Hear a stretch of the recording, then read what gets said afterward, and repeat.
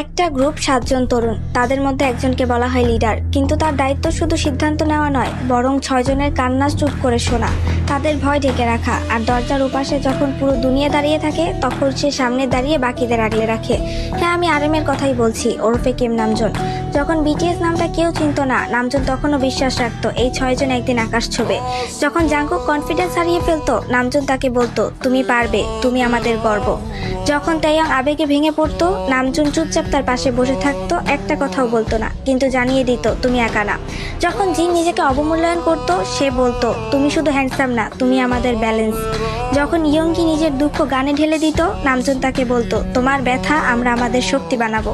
হোসেওকের ভয় যখন তাকে থামিয়ে রাখতো, নামজুন ছায়ার মতো তার পাশে দাঁড়াতো।